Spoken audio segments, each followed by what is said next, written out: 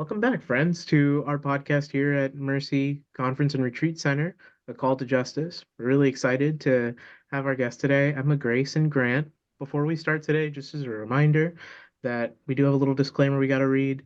The opinions and thoughts expressed in this evergreen section of our website reflect only the presenter's views and not necessarily those of Mercy Conference and Retreat Center, its board, staff, or sponsor, the Sisters of Mercy of the Americas, nor does the mere appearance of content on this site constitute an endorsement.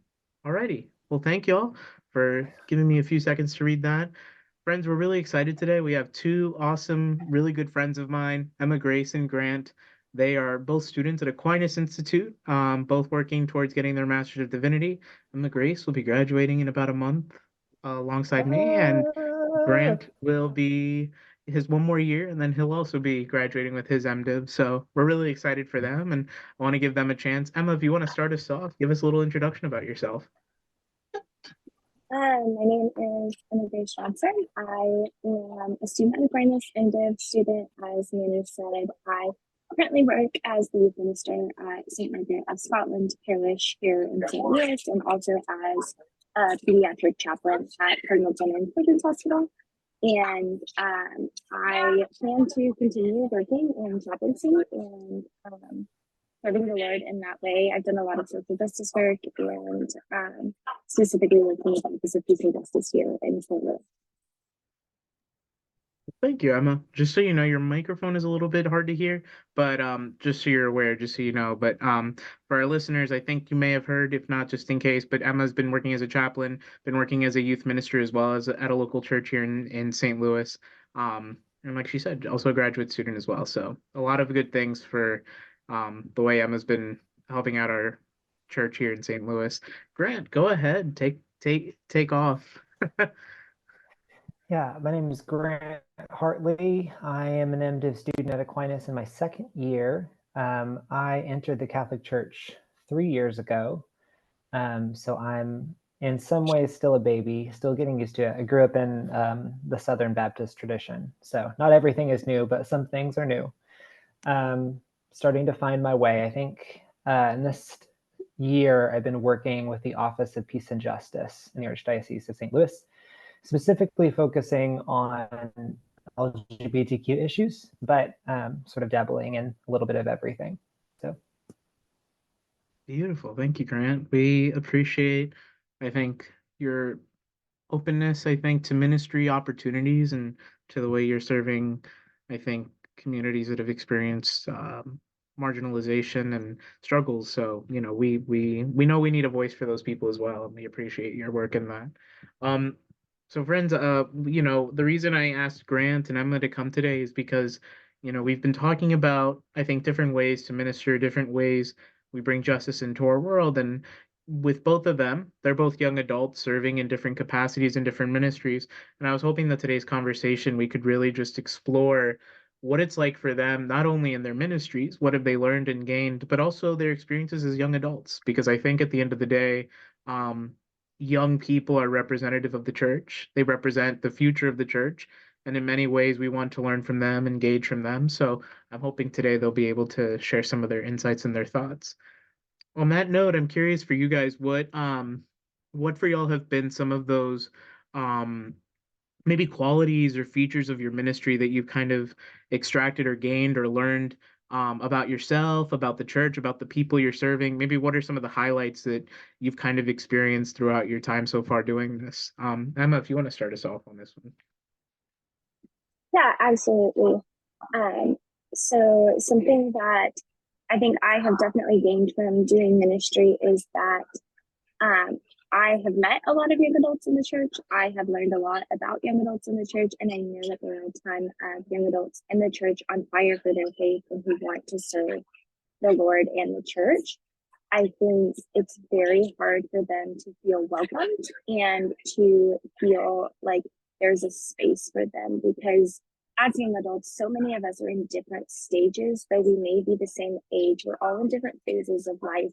And that can be incredibly difficult to find someone you relate to, find a group you relate to, or someone um, that can help you connect to your faith better. And also, I think something that I've learned is that young adults love to serve. They love to get their hands dirty and be in the action, and we need to figure out a way to offer that to them. No, I appreciate that. I think that's a fascinating idea because, you talk about this need for connection, this need for building almost relationships, right? Um, there's that, but there's also like this impetus within them that they recognize there's more that needs to be done. There's more than this world that needs to be taken care of that we have to respond to. I think that's kind of cool because I don't know if the world, or people are necessarily aware of that. So I think that's a really beautiful insight you've gained. Grant, how about you? What are some of the nuggets you've been gaining so far from your ministry this year? Yeah, one of the projects I'm helping with in the Archdiocese of St. Louis is with the Synod Committee, and we've been interviewing a lot of young people to hear their thoughts on the church, just sort of broadly. Yeah, ask a lot of questions, but one of the things I've seen is that there's a tendency sometimes to speak of young people as a monolith, as all wanting the same thing, but they absolutely are diverse and they have different values. We have some students who really value tradition, and we have students who really value innovation. And I think getting all of those voices together through a sort of synodality process has been really exciting, and also really confusing sometimes. So I think, yeah, we can't speak of young people as a monolith. But also something I've noticed is there's this tension with sort of business as usual, the church as it has been run for a long time. And I think there can be this really sort of disillusioning process when young people enter into the church and are given responsibilities and try and figure out how to move the church forward, engage in new things.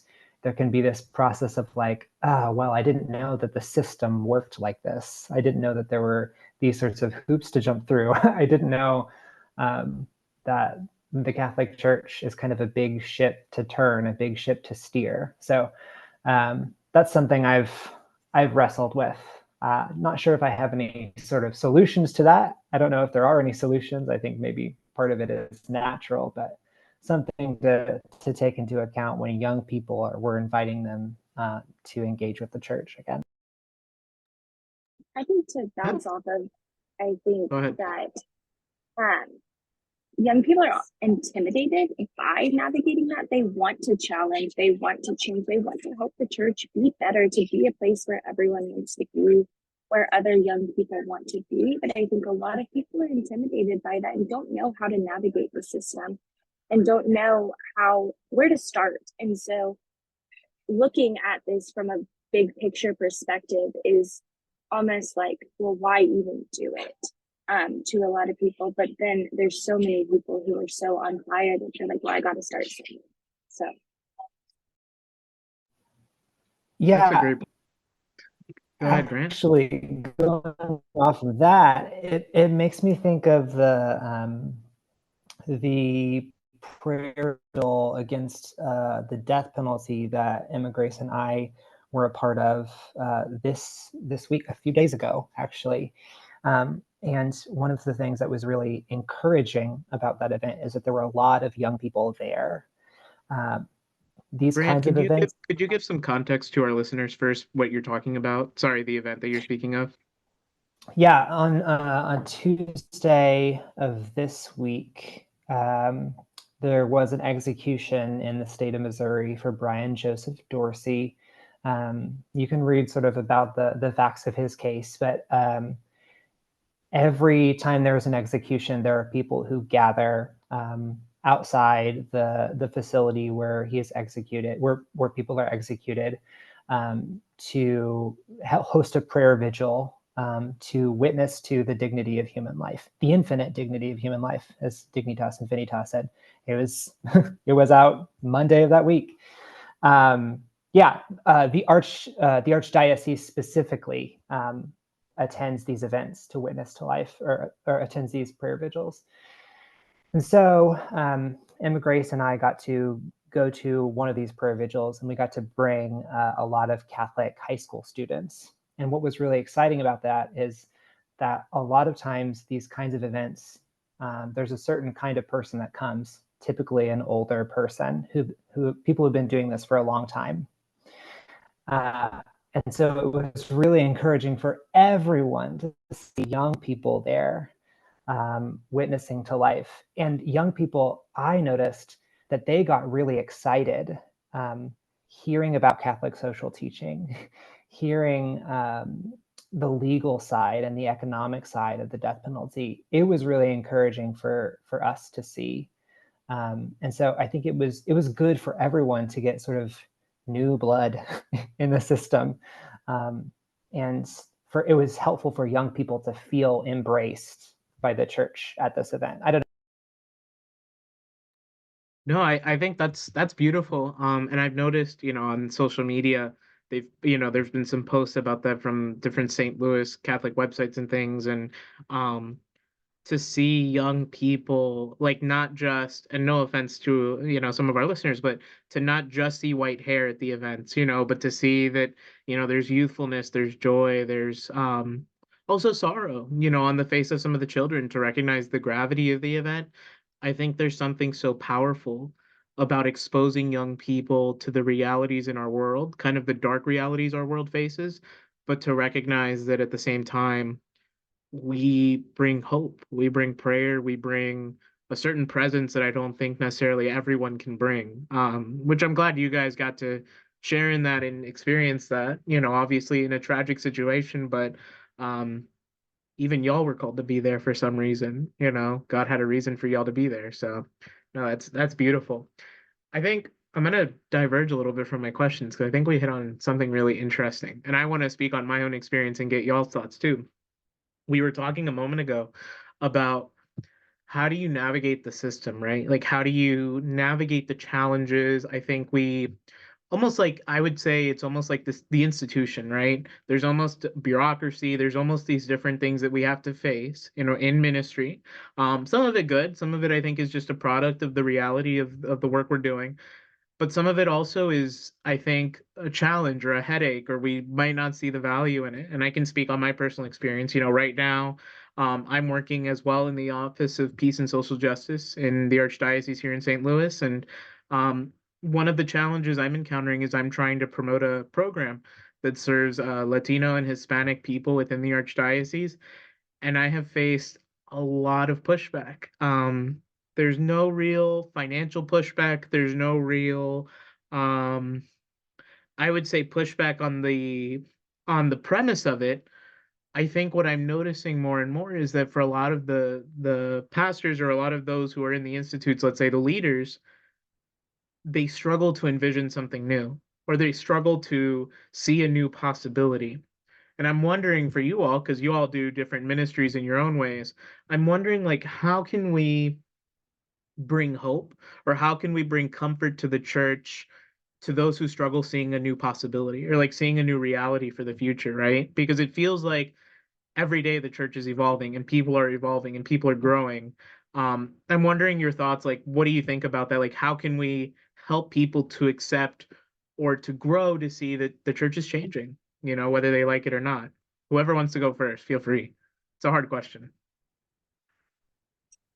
I can start. I think, especially people are scared of change. Change is hard, and I think we need to acknowledge that and embrace it. First of all, we need to sit with that and sit with, like, losing part of our heritage or losing this tradition can be hard.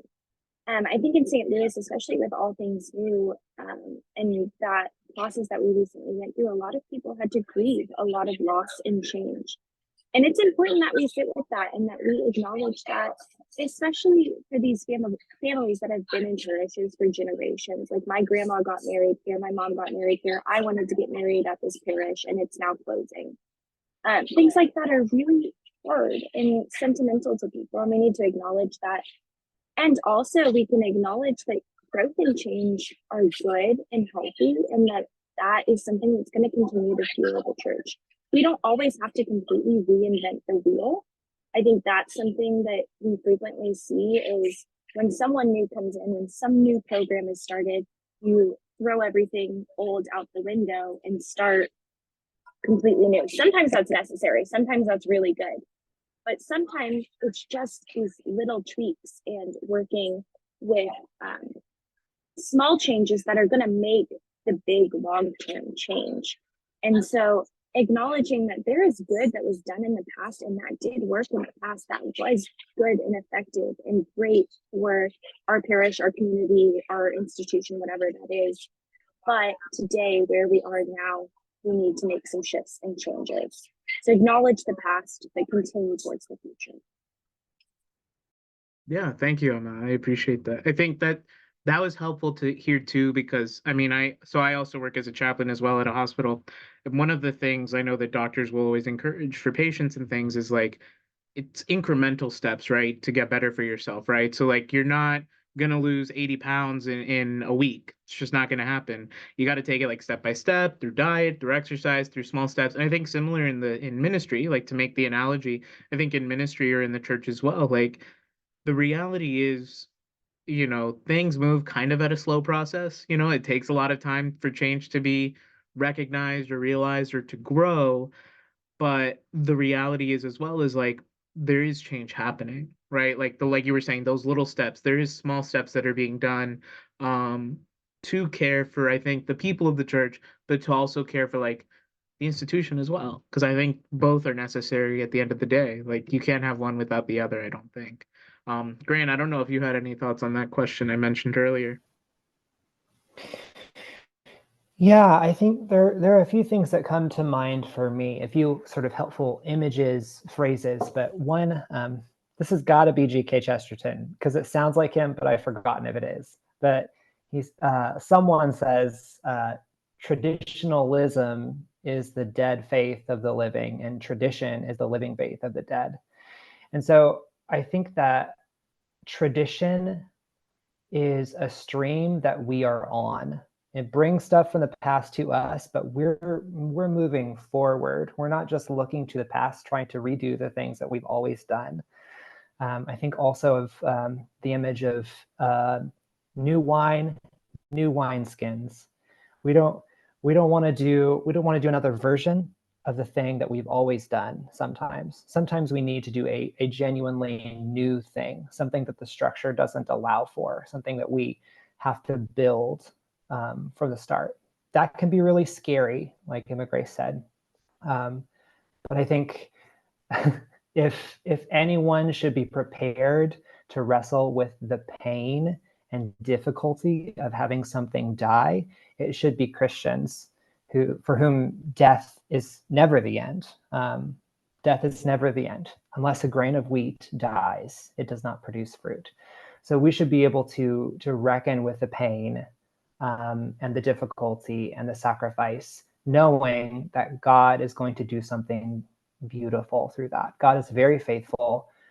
His word does not return to him void. He's not going to be thwarted by a structure ending or by a ministry ending or by the way we've always done it changing. So these are some things that I keep in mind. Well, you mentioned the emotion of fear coming up when we start new programs or are making changes and shifting. And I think fear is an emotion that a lot of us run away from and don't even want to touch, we don't want to associate with. But I think in situations like this, when we are looking at change, looking at how we move forward as a church, as a whole, as an institution, fear is something that we have to embrace. It's something that has to be part of the process, because if you're not scared, then there's something wrong. Then you're not challenging yourself. Then you're not pushing forward. It's too much fear would be a problem, but you have to have a healthy amount of fear in order to be challenging yourself and to be pushing forward.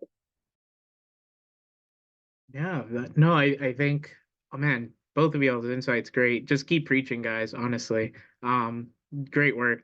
But no, I think there's something fascinating there of like, Grant, your idea of, I don't know, to me that image of like death does not have the final say. Like death does not win. And I'm, I think, connected with that, like naturally in death, or when we start talking about death, fear naturally, I think, arises. And I think, how much do we allow, I think, change, or how much do we allow these realities um to paralyze us, essentially, to like hold us back? And how much do we see our ministries as, well, no, this is life-giving, this isn't meant to hold us back, but rather this is meant to be transformative and, change lives. And I think y'all are hitting on some really, really beautiful, challenging points, to be honest with you, but I think necessary points, that if we don't want to remain stagnant and we want to continue to develop and grow as a church, we have to consider these realities, and consider. I think, Grant, you had mentioned it earlier with young people, especially. The church is not a monolith by any stretch. Or the people of the church are not a monolith by any stretch. There are so many viewpoints, so many variety of peoples, that really, like, how do we become all encompassing? And I think that's going to be a question of discernment for anyone in ministry at the end of the day. At the end of the day. Yeah, I think another dynamic that I want to mention is, I think Emma Grace touched on this a little bit, but it's also not good to recklessly head into something new without spending time. I think that's maybe the opposite ditch of difficulty in like innovation and the church growing and evolving, is we can say like, we get rid of all the old stuff, do something new right now.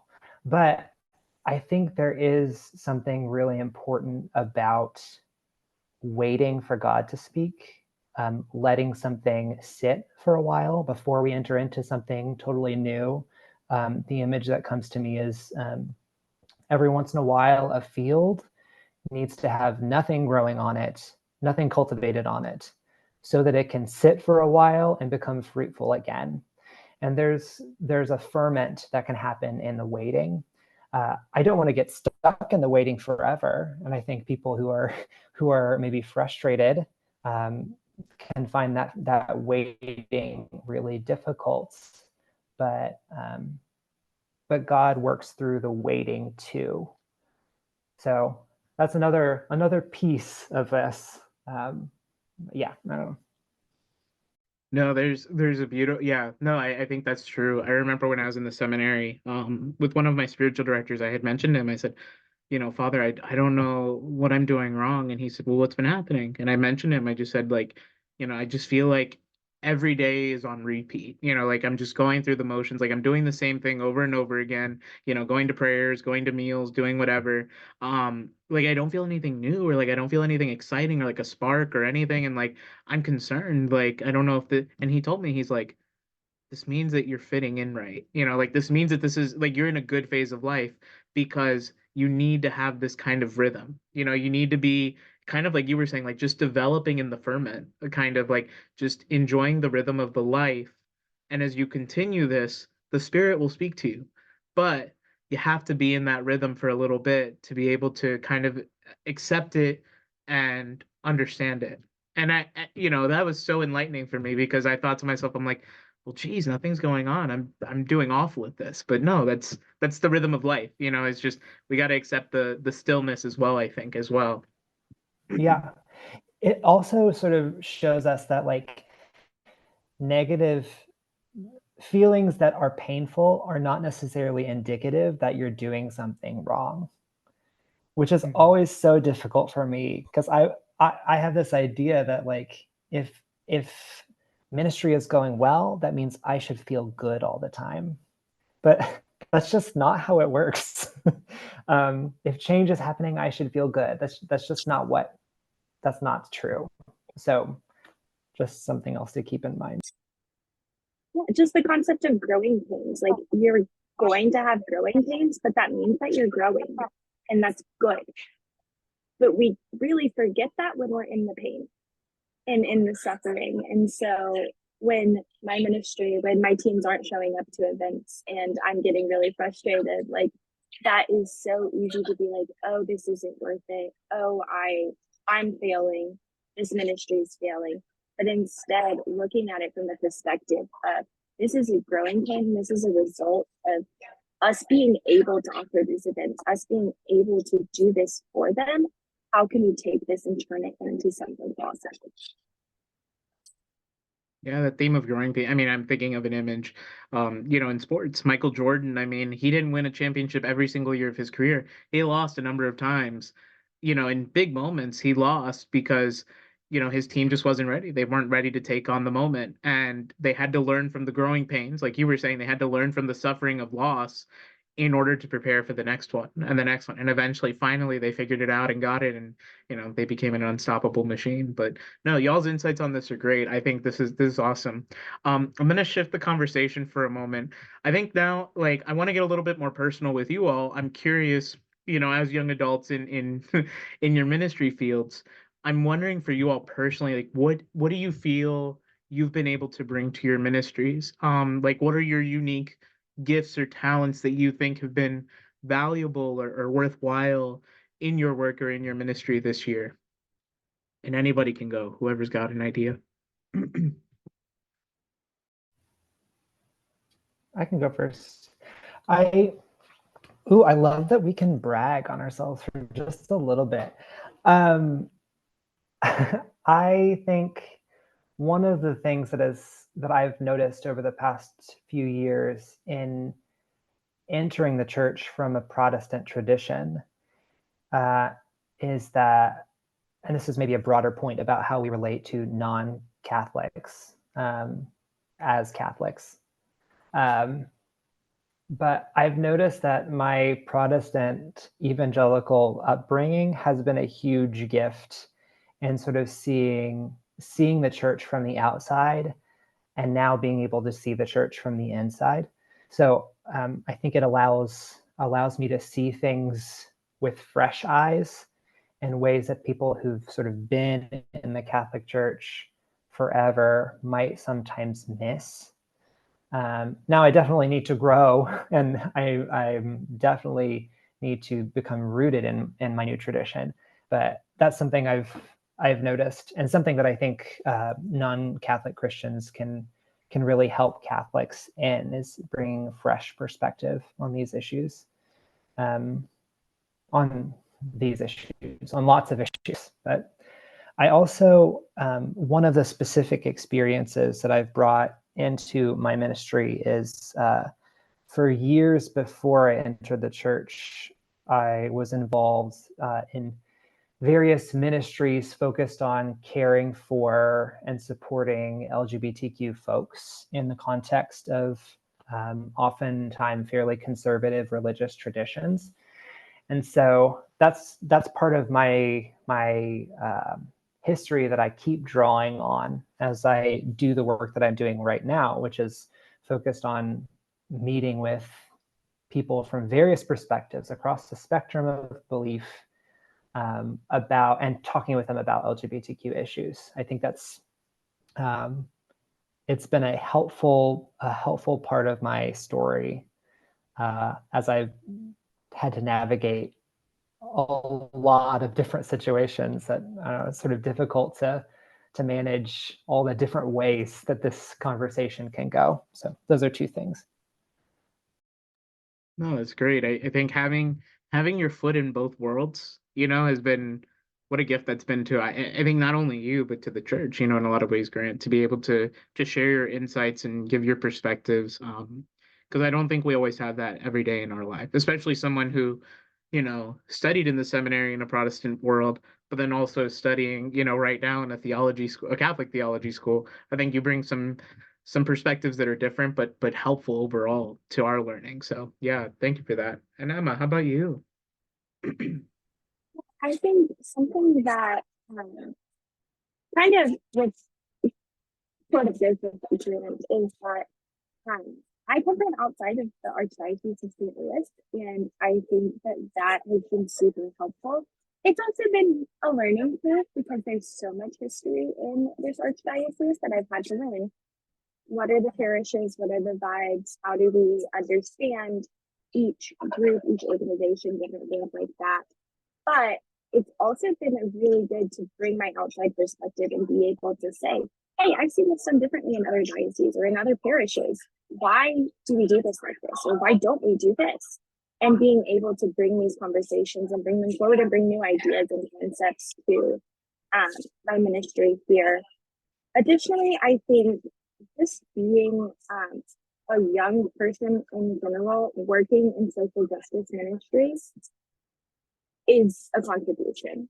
I think, like you said earlier, a lot of the social justice initiatives that we see are a lot of the white haired crowd, which is not a problem. That's great.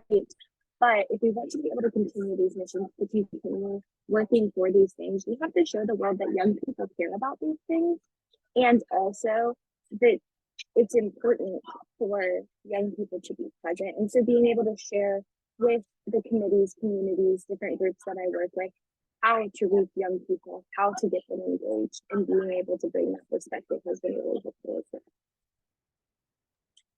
No, for sure.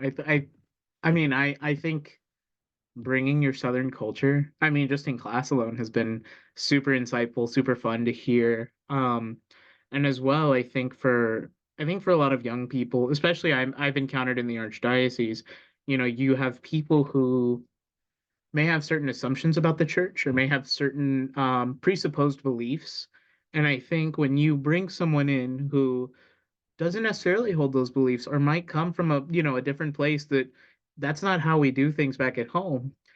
I think there can be some good insightful tension there that can kind of help to really challenge what does it mean for us to be church? Challenge what does it mean for us to be disciples and followers of Christ?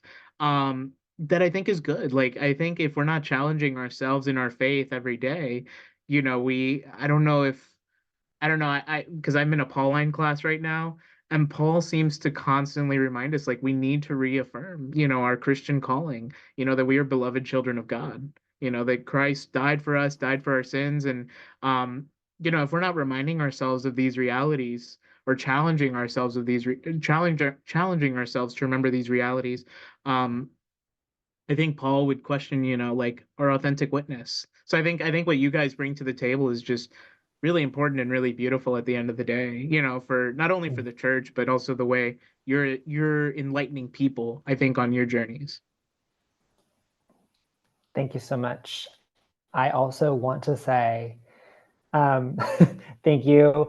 But I also want to say, Emma Grace, something that I've seen in your ministry that I've really benefited from is specifically your preaching.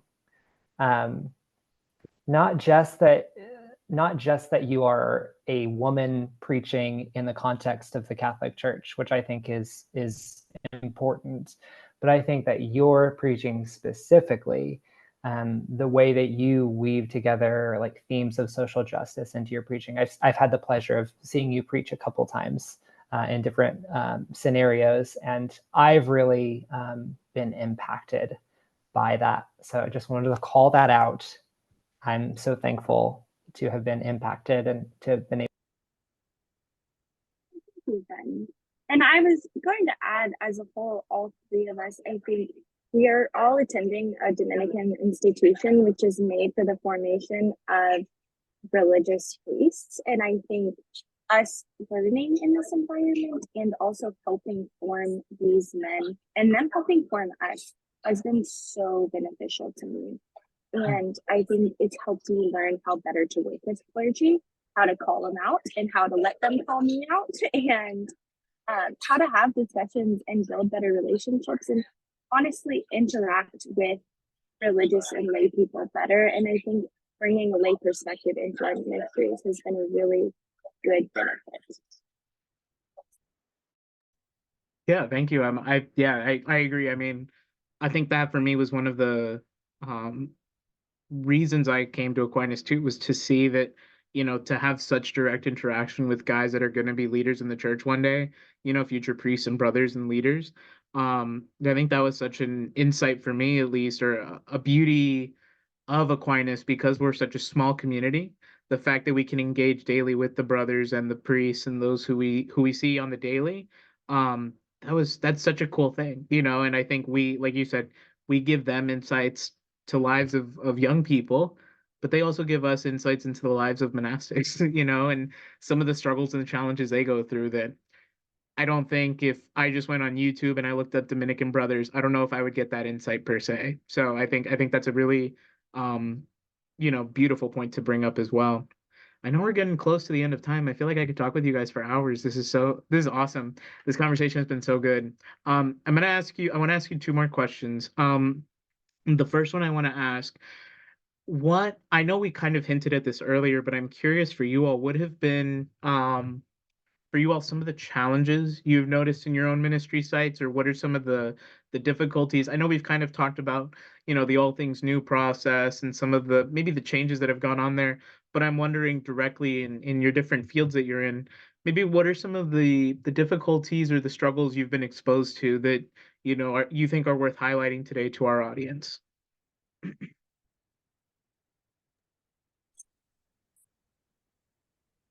Mm, Go ahead. one Emma, we thing, can't hear you. There we go. Okay. I think I could hear you now. can you hear me now? Yeah, you're good. Okay, so sorry about that. I think some of the challenges in ministry is one, being a young person. Being a young person in ministry, not having finished seminary, if that's what you want to call it, is sometimes really hard to defend myself and to stand up for things because I'm not as experienced. But it's also really important that I speak up and bring the young person's perspective and say, no, this is what young people need. This is what the young adults or the teens or whoever I'm speaking for at the time, this is what they need. And oftentimes I feel like that's taken as, oh, she's just a child, she's just young. And being a woman in ministry is difficult. I think having to learn how to navigate those things, Aquinas has been a huge blessing of learning to work with priests and learning kind of how their brains work, how they've been trained, and understanding the best approaches for navigating those things.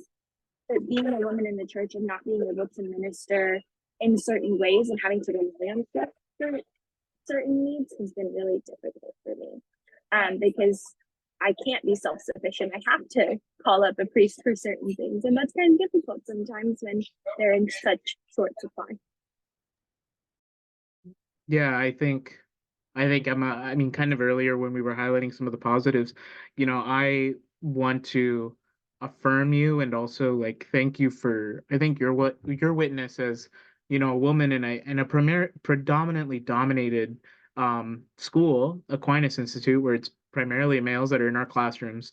You have not been afraid to like share your thoughts, like be open, be honest, and be vulnerable about different things. And I think that takes a lot of courage, because um, I feel like if I were in a similar position where I was put in it for some reason, like in a primarily predominantly woman institute, let's say, I don't know if I would have the same courage to necessarily share all my thoughts, So I just want to admire you and give you the kudos to say like, you've just been excellent and your voice is so impactful. I think not only in our classes, but I mean, obviously I've been studying with you now for 2.5 years, but kind of seeing your witness in the ministry, I mean, it's necessary. So, as as much as it's a challenge, I also want to highlight for you what a blessing it is too that, that what it brings to the world, also, and the goodness that it brings, I think, to the archdiocese and to everyone overall.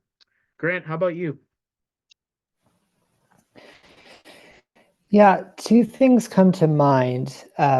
One is something that I've known for a long time in the kind of ministry I do, engaging with LGBTQ folks and trying to find ways to support them in the context of religious institutions. But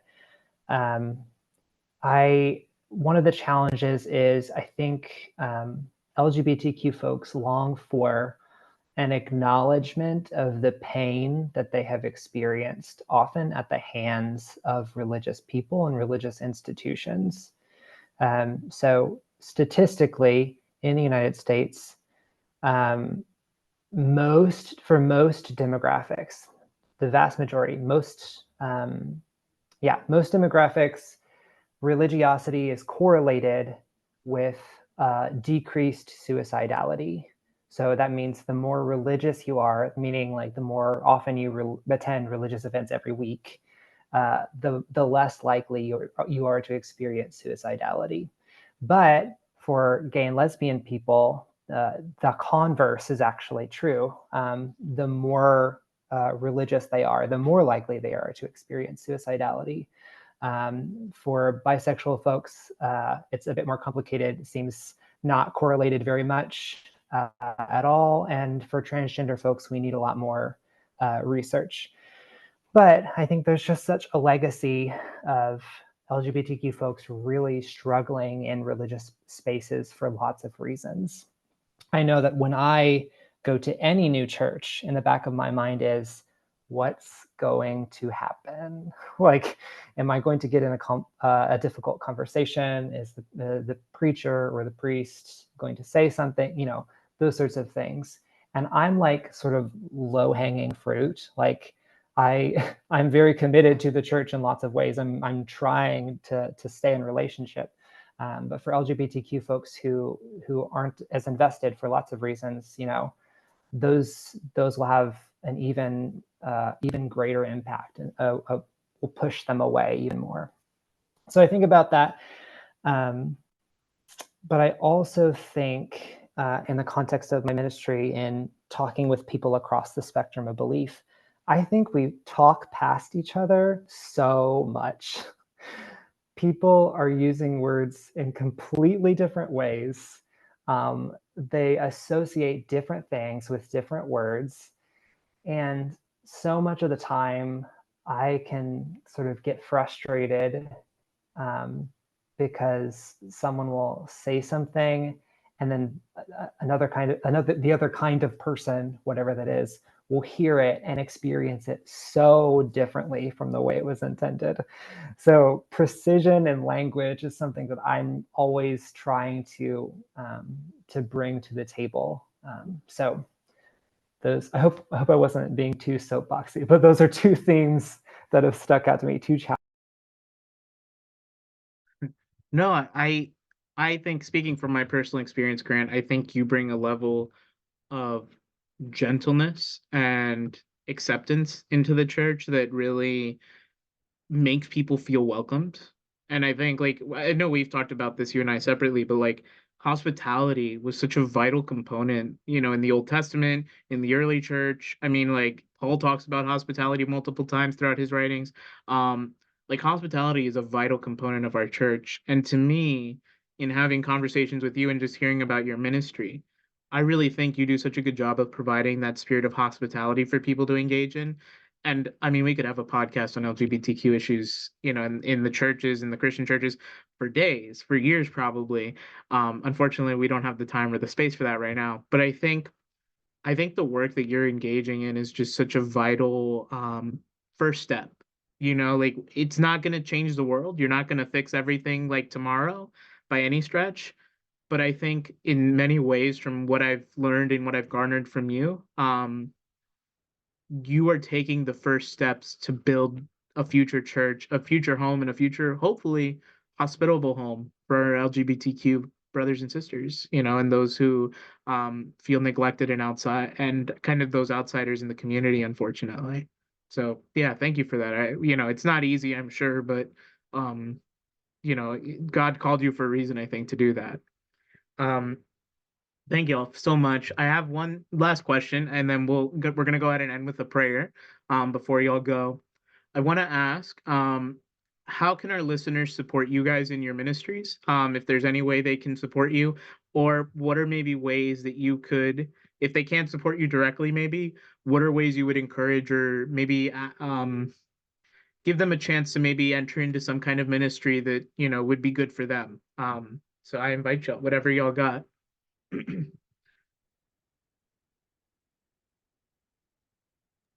Um, I'll start. I am a part of many different ministries, but I would say probably the most important thing right now is allowing good ministers to be formed. I think that um, theological education is ridiculously expensive, and the payback is not great. The return on investment, there are so many studies that say paying for a master's degree in theological education is not worth it, because you're not going to make any money working for the Catholic Church. just because a master's degree is so expensive. And I think one thing is that Aquinas Institute of Theology has made it so accessible for me and for both of you, I know, to receive a theological education and to have the knowledge, the formation to go and to serve the church.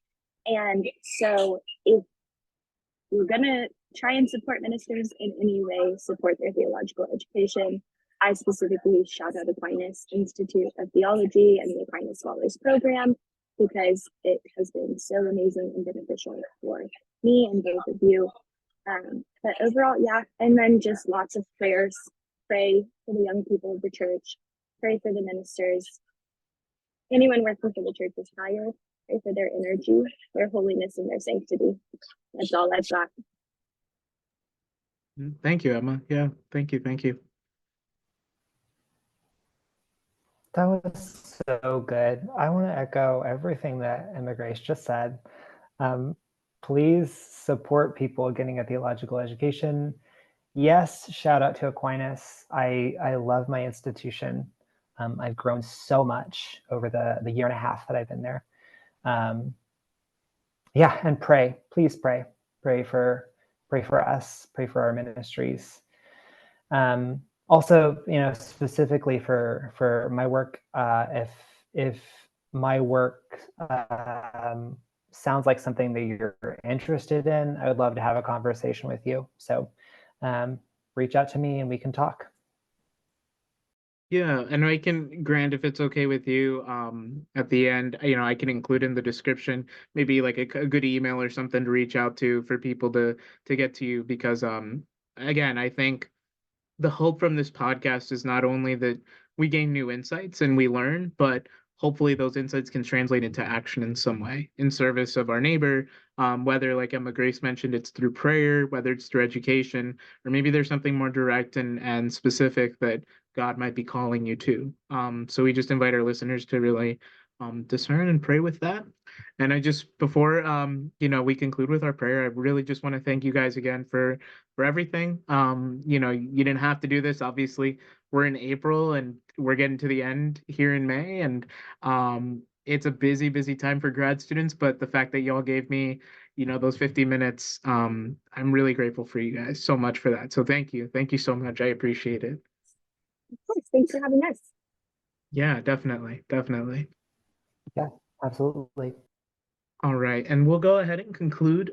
This is a prayer I found from the United States Catholic Conference of Bishops. The title of the prayer is A Prayer for Youth and Young Adults. And before we engage with this prayer, we just ask you, Lord God, to be here with this church, be here with our young people in our church, support them, especially those who feel neglected, who feel like outsiders, who don't feel like they have a place. Just support them and be with them as we pray. Jesus Christ, King of the universe, to you we turn in humble prayer. Look with favor upon all young people, bearers of hope for the church and the world. Jesus Christ, companion of youth and young adults, bless the paths of discovery and discernment. Through the times of joy and experience of hardship, with the constant love and support of your church. Jesus Christ, alive in the hearts of all your people, grant that we may journey together, young and old, to nourish our enthusiasm, cause dreams to emerge, awaken prophecies, and enable hope to blossom. Jesus Christ, Redeemer of all humankind, open our hearts to encounter all young people, to accompany and be in community together, and as one church embark upon our holy mission. Jesus Christ, in the company of the Father and the Holy Spirit, graciously hear our prayer and be with us forevermore. Amen. Well, thank you, friends, for listening. And, thank you again, Emma Grace and Grant. You guys take care. Have a blessed day. Bye, everyone.